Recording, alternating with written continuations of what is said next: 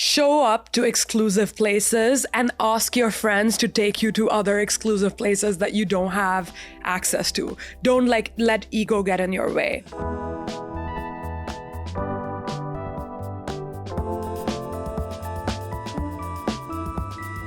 Today, we're joined by Arushi Kapoor, art collector, curator, entrepreneur, and founder of the agency Art House, a unique platform working at the intersection of fine art, cultural storytelling, and global real estate.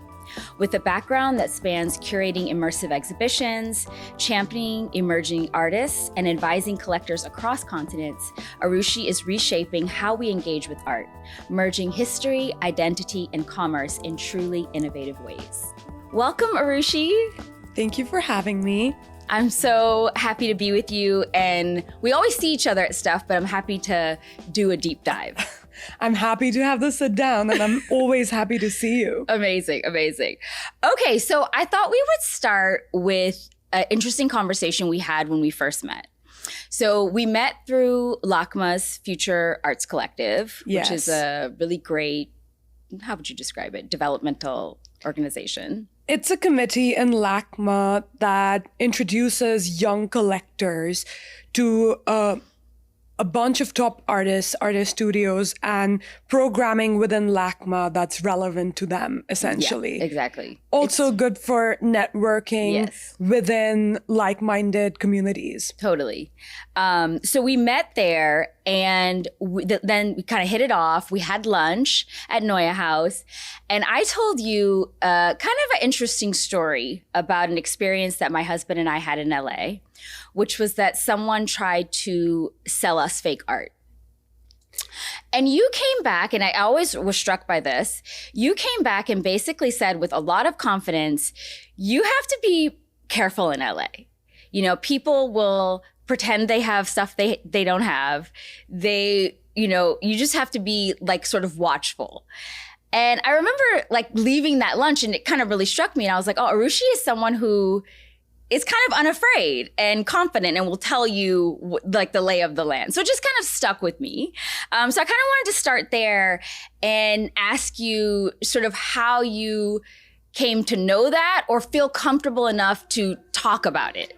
So the art world is unregulated. Mm-hmm. There is no large organization that is looking out for the interests of clients and collectors specifically. The art advisor often has to take on that role. The question in the art world, and the big question, is how do you find a good and trustworthy art advisor? Buying fake art is one aspect of it. There's a lot of very famous stories in the last couple of years that have come out. Whether it be a very famous art advisor in LA that recently got into a big lawsuit because of selling art to their clients overpriced and not purchasing art for the clients and using it to fund their own lifestyle. Or in Miami, another very famous art dealer that sold the same artwork that was multi-million dollars to several people. So the art world has all of these horror stories. So something that we do with the agency Art House, and the reason Mauricio and I started the agency Art House, was to make a corporate structure where people can come to you and have it be educational, transparent, and give access to collectors and clients. Traditionally, art has had high barriers to entry, which is why the supreme secrecy allows for all of these unfortunate things to happen. It's very difficult for a new collector to come in and navigate the art world. You do not have the connections. Most people do not have the connections to these top galleries, right? You could be a multi-billionaire and walk into one of these top art galleries, and they're going to ask you to start from the very bottom and buy into the program to get an artwork that you want. So jump through hoops. Very similar to how Hermes works or your AP works, very similar to that. So access is very limited to a very small percentage of people. your art advisor will educate you as to how to navigate the art world in the best way possible. And the art advisor actually circumvents that situation that you mentioned, Right. Because we do the due diligence, essentially, Yeah. where you don't get into the situations where all of these awful things happen in the art world. So fascinating. Okay, well, I want to get to the agency art house, but first, I think let's start from the beginning a little bit. So tell me a little bit about your background, where you grew up, and about your family. Absolutely. So I'm Indian. I grew up between New Delhi, India, and London. I think I was an art collector for my entire life. And I very importantly emphasize that you cannot be a good art advisor if you are not personally a good art collector. You have to be in a collector's mindset to understand and guide other people.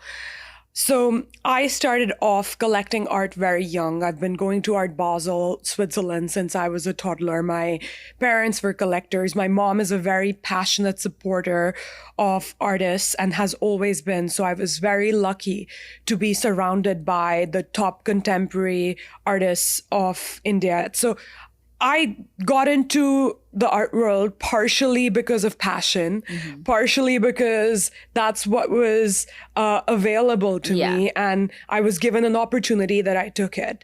And the rest was just what made sense logically. In my career, intentionality has played a big factor. I'm very intentional about what I want to do for the next couple of years, if not so for the decade. My therapist actually told me yesterday to not think about what I'm going to be doing in 50 years and live in the now for a little bit longer. But I'm that kind of person that when I'm doing things, I'm very intentional about it. Just explain, like in very basic terms, what an art advisor will do. So I consider myself a curator of lifestyle. Okay. I help clients buy and sell artworks at a very basic level. Yeah. Beyond that, I do everything else, right? I help curate their collection. Yeah. I look at what they are wanting aesthetically, fiscally, and from a long-term investment perspective, and give them a curated selection of artworks that are right for them. Yeah. From my experience, I do immense amount of research. My whole life is basically research and analytics. And I'm very lucky to have a great team now. So we have a lot of help. I don't just do it myself. I also have a lot of art advisors that work with the agency art house. So we're a huge team. Beyond the sale, we help organizing logistics. We help organizing install. If you want to build a foundation, we'll connect you to the right lawyers that will help you achieve that. We'll help you build the entire art collection. We will connect you to the right banks to lend or to loan money against your artworks. We will do every possible service. This is with your current agency. This is with our current agency. And an art advisor's job today entails all of that. If you are working with your client, it's not a sprint, it's a relay.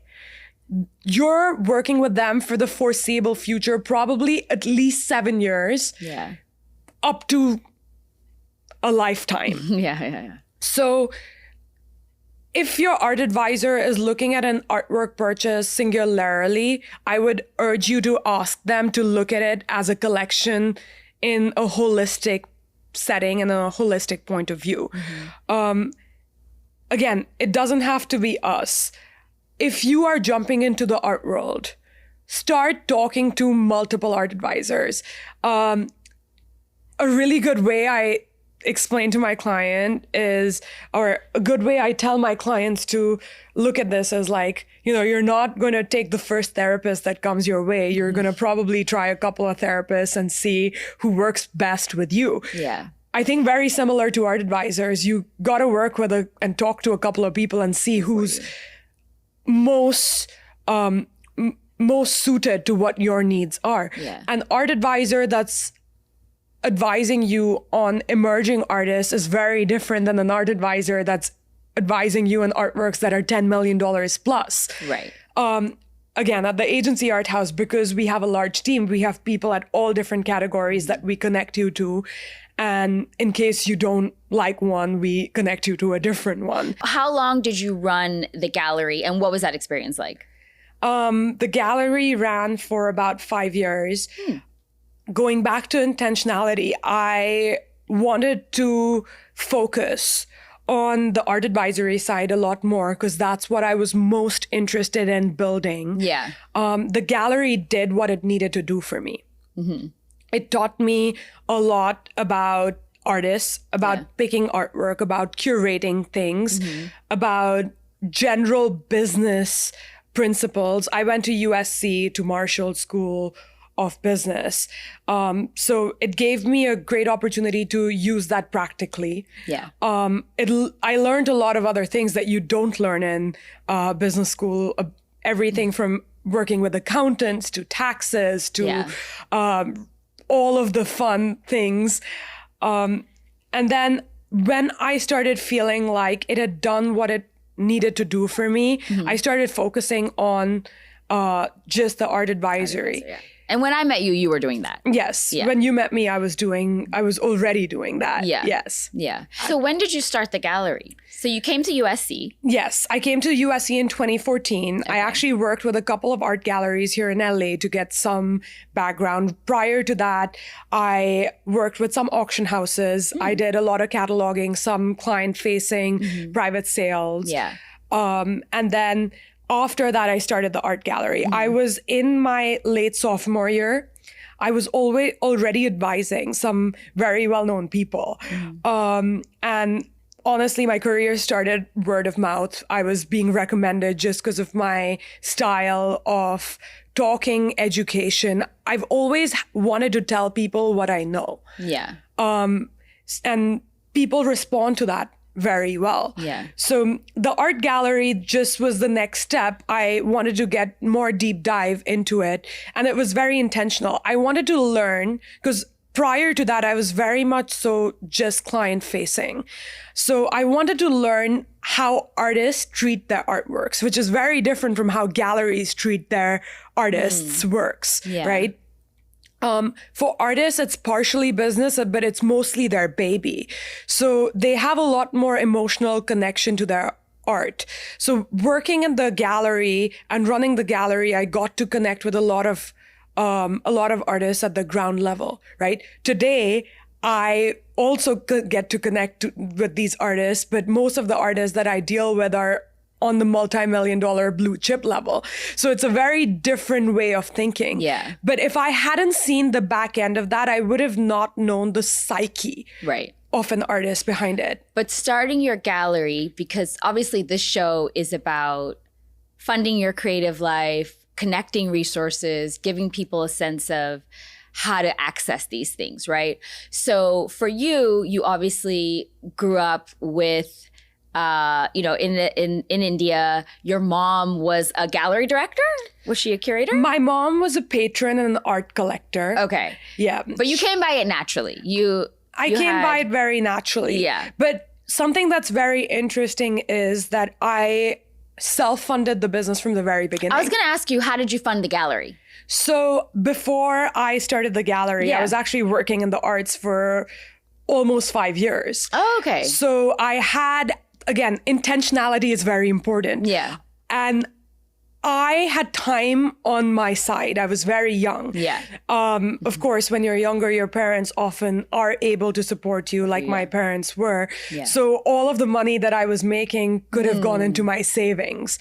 And I was intentionally saving for whatever my next business venture was going to be. Okay. So I had about 5 years of savings that went into starting the venture. Was the gallery your first art venture?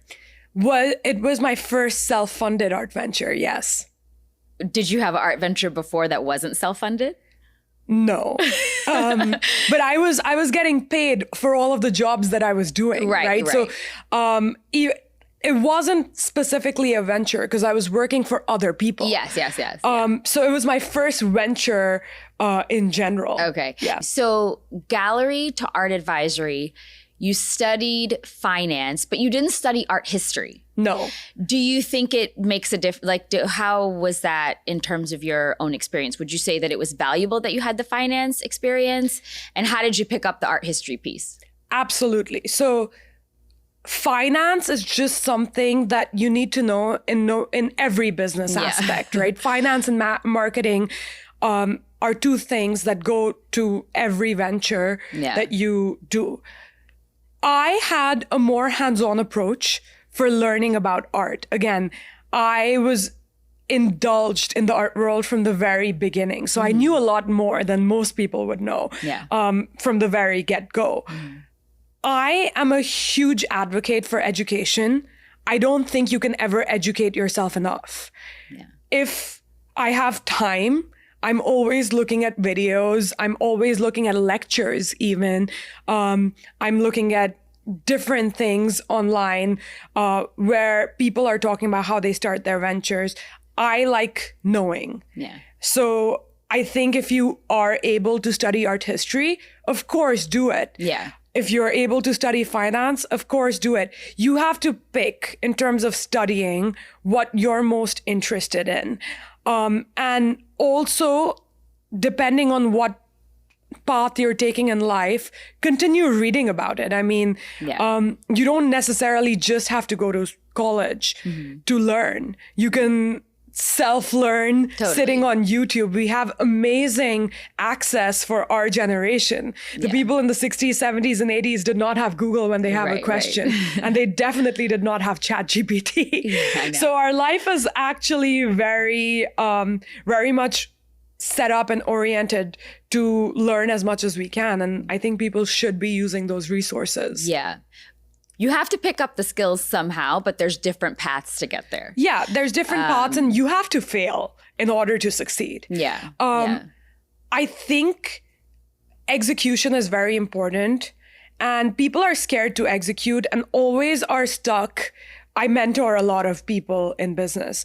I've seen people are always stuck in the organization phase. They want to organize everything and have all of their eggs in the right basket. Yeah. That's never going to happen. If you have an idea, start thinking about how you can execute it simply. Yeah.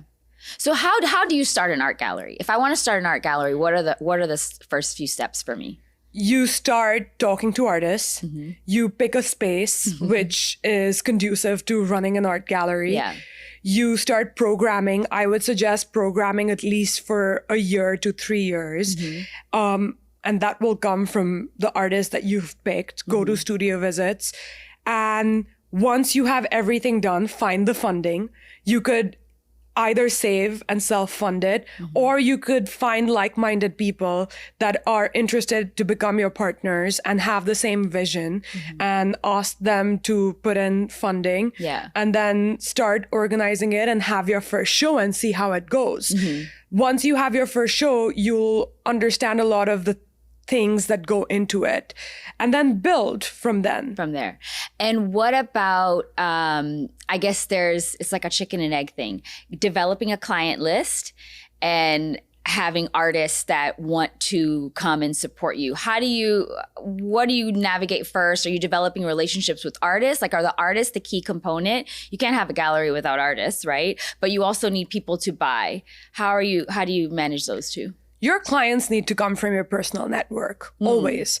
You need to build your personal network. Yeah. You need to go out to places. You need to go to places like Future Arts Council in LACMA, meet new people. Yeah. And put yourself out there in as many groups that you can. That's where you get your clients from. Most people say that your network is your net worth. Right. That couldn't be more true. You do need clients. In the art world, it really feels like that. In general, in any business world, it's true. In the real estate world, that's true as well. That's true too, yeah. In any industry, that is true. And from then on, you'll also build new collector bases. People are going to come to you when you do good work. People are going to notice. Yeah. And from an artist's point of view, you gotta go to their studios, start reaching out to artists on Instagram. Again, we have that resource that wasn't previously available. Yes. Send them DMs. I always tell my team when they're looking at new artists to shoot for a no. A no is a great answer. If no, Why? it's better than not getting a response. Yeah. And after 100 no's, you'll get a yes guaranteed.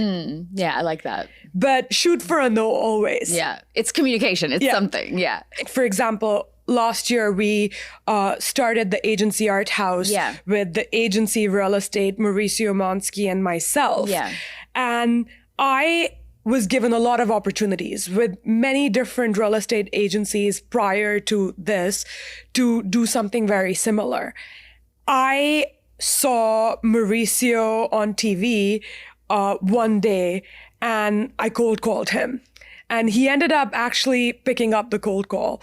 And it was very intentional for me to do this. I saw him as my business partner because I saw very similar principles that we operated in. And we started speaking. I asked him for lunch and I started telling him about my vision, and we aligned on what the future of the art world should be. Again, transparency, education, and accessibility. And we aligned on what our vision was, and that's how we started. Prior to that, I'd worn many hats, right? I was doing my art advisory just by myself, which was going very well. And prior to that, I was running an art gallery.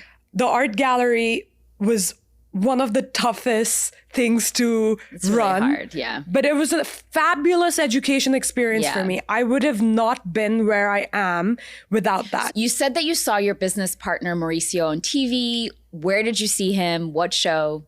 So my business partner is Mauricio Umansky. A lot of people know him from the reality TV world. Oh, okay. I saw him on Buying Beverly Hills. And I saw the TV show and thought that he would be a phenomenal business partner for me.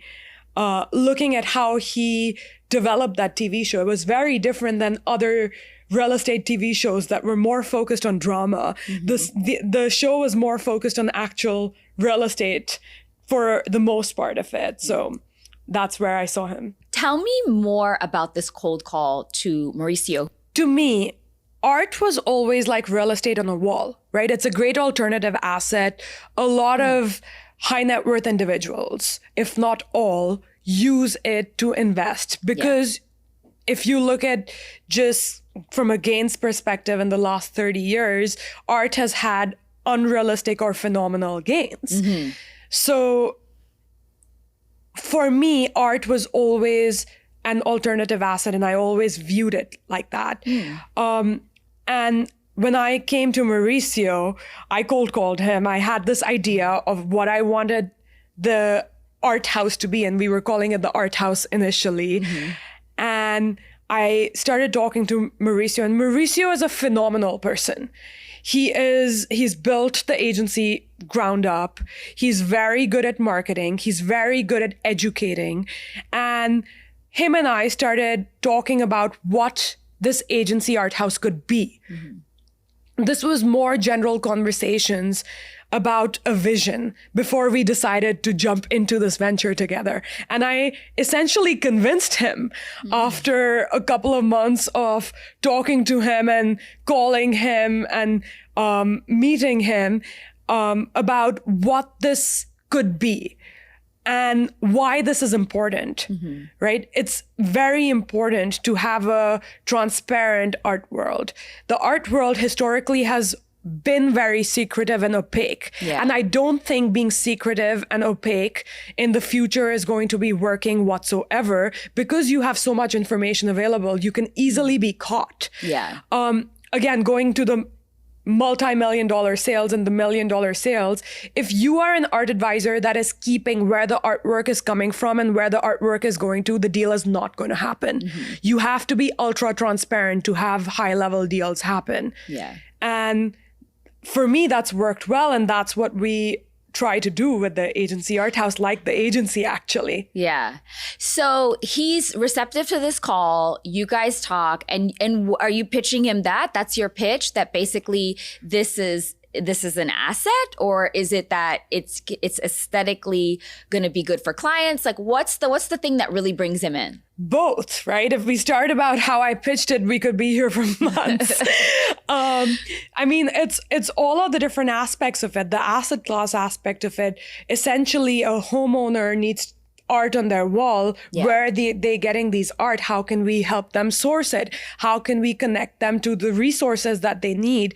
How agents can go beyond just selling the house and give the people that they are working with all of these other resources. If you look at the agency right now, they have done global expansion and have gone into a lot of different ventures that are all towards giving their client the best possible experience. And the agency Art House is that. Yeah, it's so cool. And so, I mean, to me, it makes so much sense. I actually feel like, I wonder if in the future, a lot of people who might have started a gallery or something will start to partner with either interior designers or real estate agents as a way of like integrating this. You know, because it's such an amazing skill set. And I actually feel like that could be a path for, if you want to pursue visual arts, you don't want to do the big institution route. This might be a path where you can kind of integrate it. It's practical. People want it. Absolutely. I mean, you know, if you think about it from a very logical perspective, if someone has purchased a house, they have walls, and as an art advisor, they're more likely to be purchasing art, quite frankly. And as an art advisor, you should probably be asking them what they want. I mean, from a client acquisition point of view, they're most likely to be your clients if they have walls. If they don't have walls, especially if they're high-end clients. I mean, at all levels. I mean, a person who's buying $1 million house is buying a $2,000, $3,000, $5,000 artwork. So do you guys work with that level too? We work with all levels. So we have art advisors that specialize in each category, whether it be like 5 to 50,000, 50 to 100,000, million to 5 million, 50 million. It all depends on what you want. So let me step back a little bit and ask you, so you come to LA, had you spent a lot of time in LA before that? I'm wondering how you were able to kind of maneuver this world. Was it USC that kind of helped you? Yeah, I was very, very lucky to be at USC. USC gave me an absolutely fabulous network, whether it is mentors, whether it is friends, whether it is potential clients. A lot of my friends turned into my clients initially as well. They introduced me to their parents. Their parents started buying art from me. So I had, I would say, the easier path to adjusting to LA as a city. LA is a huge city, and it's very tough if you're not coming through an existing network. Of course, when you go to university, the university provides you with inbuilt friends and inbuilt places where you can meet new people. And from then on, you build, right? I was a very social person. I am a very social person. I went out a lot. I met people at parties. I met Is that people important at dinners. for an art dealer? I think that's important for any entrepreneur. Again, you have to build your network. Your network's not going to be built sitting in your bedroom in your house. Right. Human connection is the most important thing. No matter how much AI takes over jobs, and AI is a fabulous tool, and I use AI all the time, human connection is the most important thing in any business. My high net worth clients and my multi-billionaire clients can easily Google any of these artists and get the information. They're working with me because of human connection and human thoughts and connectivity that I give them and bring to the table, amongst other things. But it's irreplaceable.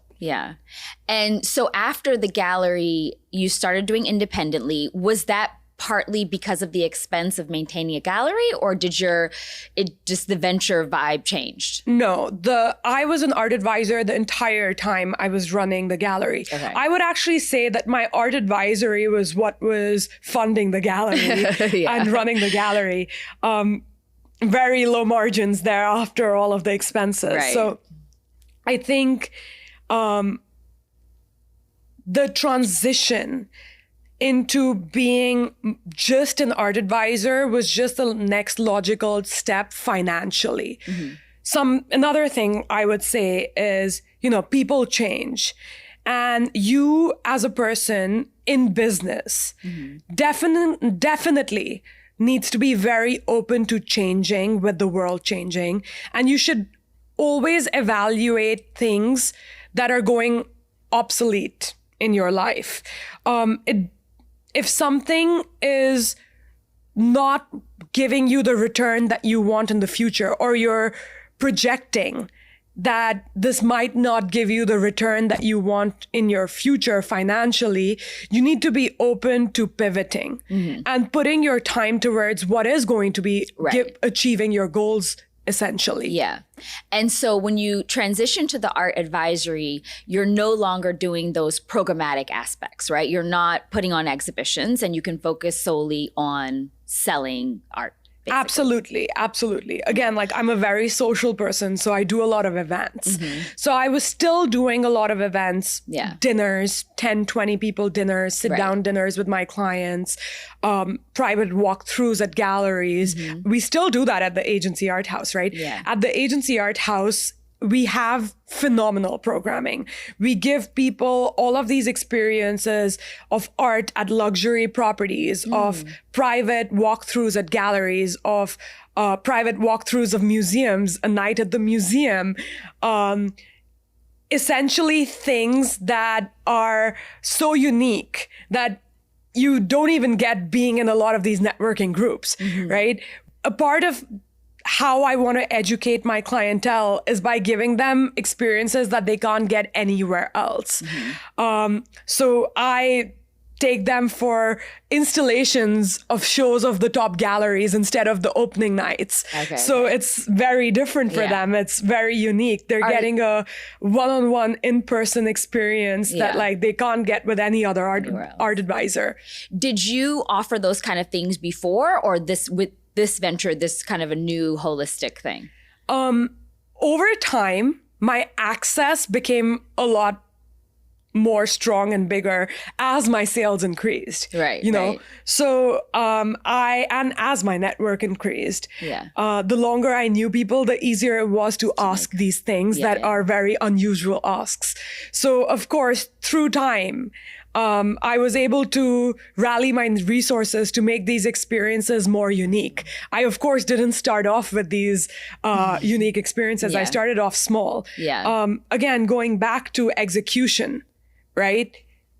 I was executing things very simply. I was organizing 10 people lunches and talking about art at this restaurant. So to sort of support your art advisory, basically. To support my art advisory, again, to get that human connection, right? When you're sitting across the table and you're introducing all of these collectors to each other, that's the best education for them. They're asking each other, what are you collecting? Why are you collecting this? It's not the same coming from their art advisor. It's much more valuable, and they're listening a lot more coming from their peers. Yeah. Well, that's the art advisory, right? So is the client developing the client list for the gallery and the art advisory, how do they differ? They don't. They don't. It's the same. It's the same. An art collector is looking at art, what an art advisor is telling you. Essentially, if you are a gallery director, at some level, you are an art advisor. Right. And the services that you guys offer, I know you talked a little bit about it, but you will do everything basically. Yeah, we manage everything.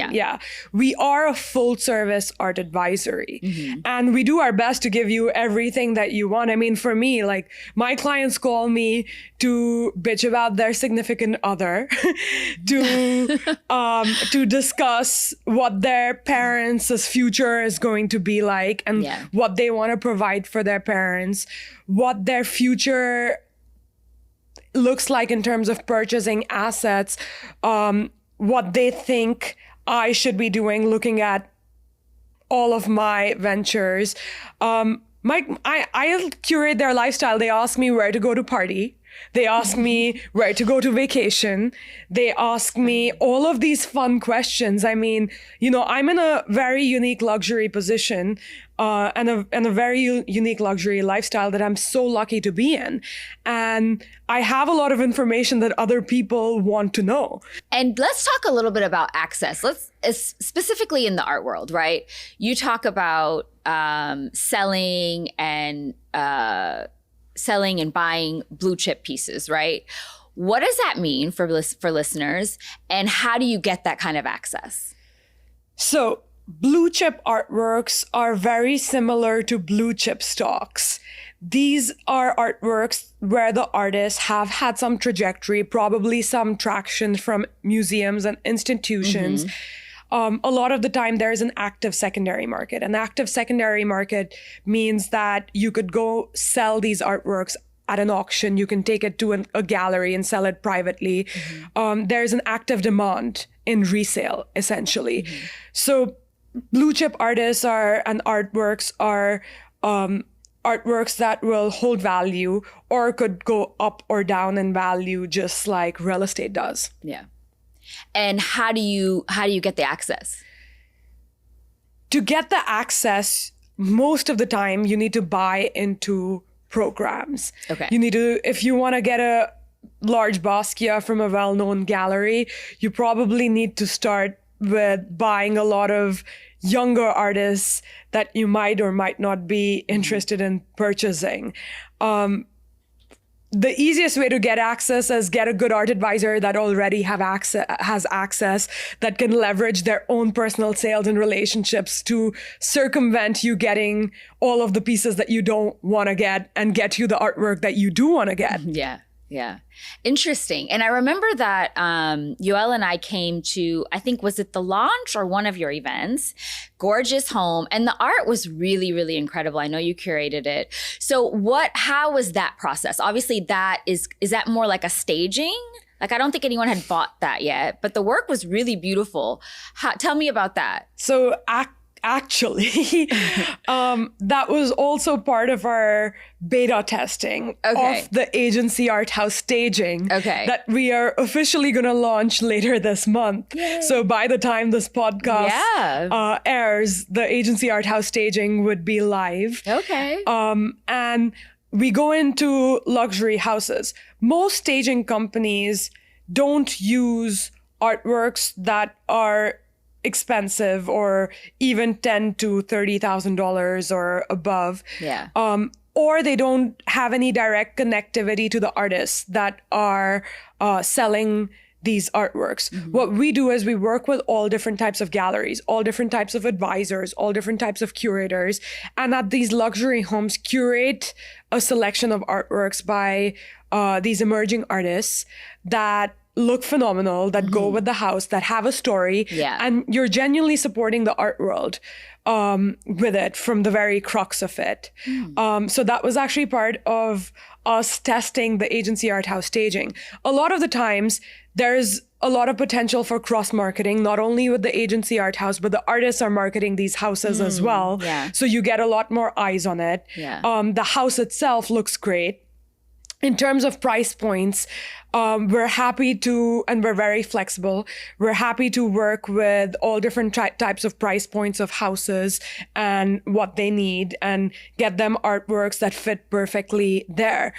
We also work with a lot of staging companies that go to us to essentially, for the lack of the better term, lease artworks from us, from our private collections, and then put them in the staging houses. Now people can come directly to us, and agents can come directly to us, and we'll work with them with all different budgets that they have.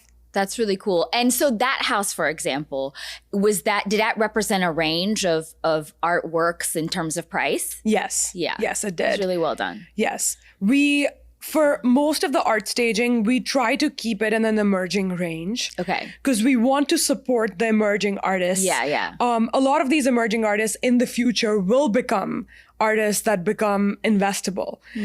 So you're kind of getting in at the ground level. Right. That's nice. Well, let's talk about that. We've talked a lot about luxury and high end and blue chip, but let's talk a little bit more accessible. So I know that you yourself are very passionate about supporting emerging artists. So how do you kind of bridge these worlds? Or maybe this is how you do it, right? You work with emerging artists still, even though you also sell very high end pieces. Absolutely. That's actually exactly how we do it. And I think you need to make a good strategy of your collection as a whole. Yeah. It shouldn't be all blue chip or all emerging. Right. According to your budgets and price points and where you are, you create a long-term plan of what kind of artworks you want to buy. Even when my clients are buying multi-million dollars of artworks, I always suggest for them to purchase some emerging artists to have in the mix that I see have interesting trajectories.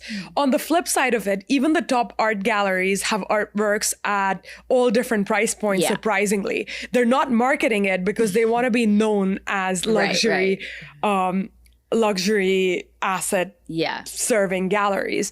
But if you work with a good art advisor, again, they can get you access to those artworks that they're not marketing, that are in the back room, that are in your price points and still a very good investment. Yeah. So let's talk about some challenges of all these ventures, right? What have been like some challenges that you've sort of maneuvered through or worked through? For me, from the very beginning, age was a huge factor. Most people asked me, because I started my career very early and I'm still very young. Most people ask me if I even knew what I was talking about and how I knew it. And I had to jump and provide services above and beyond to compete with people that are in their 40s and 50s that might have not even been as good as I am. But just because I was young, that often worked against me. Now it's a little different because I've made a name for myself and people have testimonials from all of my clients. So I think initially that was a big factor. Something I found out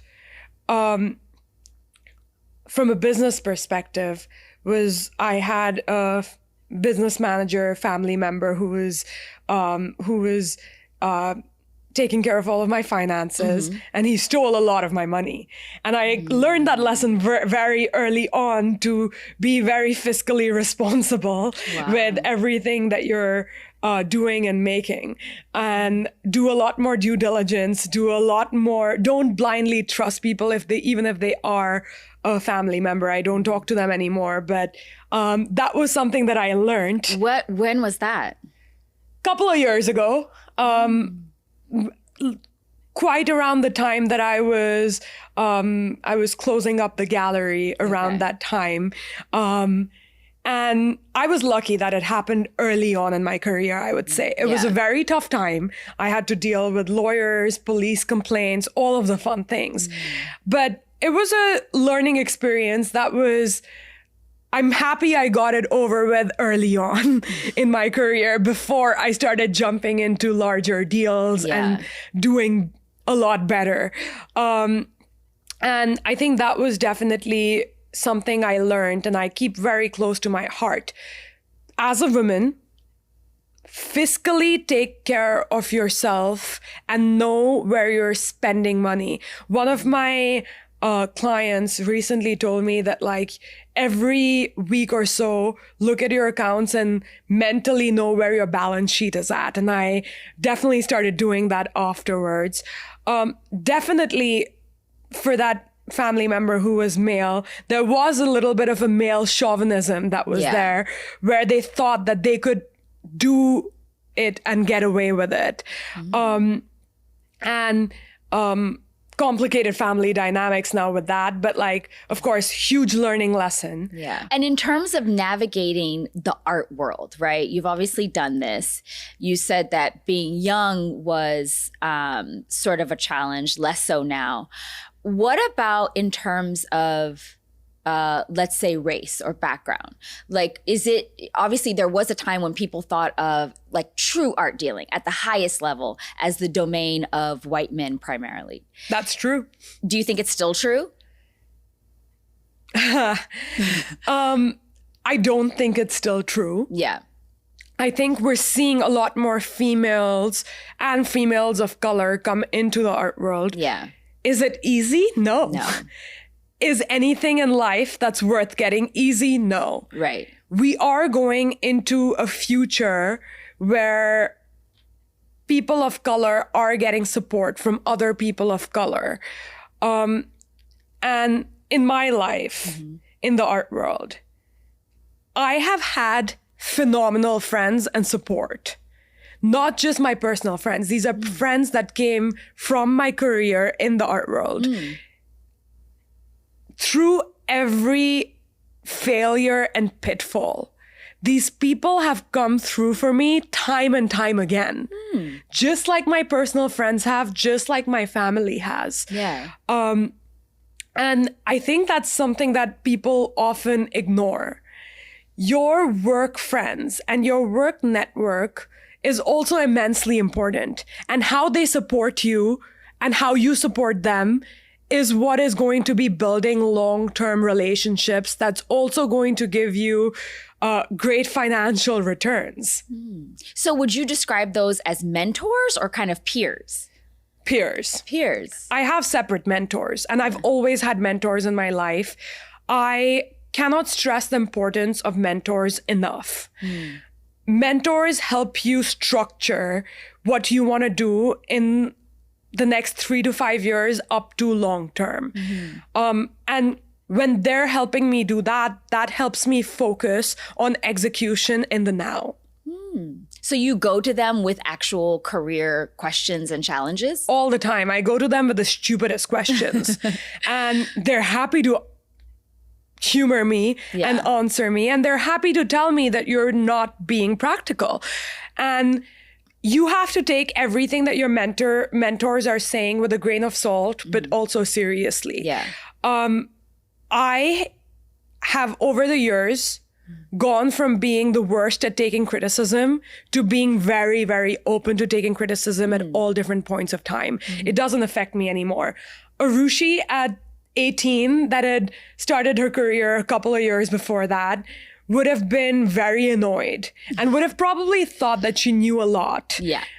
Arushi, now at 28, knows that she doesn't know a lot and is wanting to know more. Very different personalities, very different people. Yeah. One thing I will say that has gotten me through all of the failures is extreme positivity to a point of fault. Yeah. I refuse to look at things negatively. And if I am, the next morning I wake up and I meditate and make my mindset and force myself to look at whatever situation it is positively. A good example would be that when my family member / business manager took a lot of the finances, I was very upset at the time. Yeah. But over the time, I've started looking at it as, thank God it happened back then, and Learn I from got it. over it, Yeah. rather than dwelling in it negatively and not being able to overcome it. Yeah. Okay, let's do a rapid fire round. Okay, framed or unframed? Depends on the artwork. Art world rule you love to break? I never show up to openings. Ooh, that's a good one. What's one thing emerging collectors always get wrong?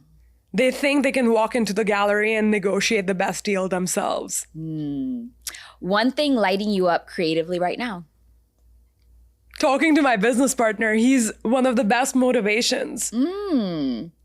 Most underrated artists in your orbit? Oof, underrated. Mary Weatherford, I'm gonna say. Oh, who is that? She just opened a show at David Kordensky. Oh, okay. Absolutely phenomenal artist. I think very underrated. Okay, got it. Finish this sentence. Boldness looks like? Execution. These are good rapid fire ones. Okay. Boldness looks like Arushi. We talked a lot about lessons, but any final piece of advice, maybe especially for young people, people of color, wanting to build a meaningful creative career in the arts? What would be like one piece of advice? Show up to exclusive places and ask your friends to take you to other exclusive places that you don't have access to. Don't let ego get in your way. All right. I love that. This is helpful. I mean, even for me, this is useful. Thank you so much, Arushi. Of course, I'm happy to be here, and thank you for having me again. Of course. And where can listeners find you and find out more about the venture? I'm actually very easily accessible. My email is arushi@theagencyarthouse.com. My Instagram is Arushi Kapoor 1. I respond to almost everyone that comes through my email or my Instagram. Wow. Okay, see, that says a lot. That says a lot about you. Okay, awesome. Thank you again, Arushi. Thank you, Ariana.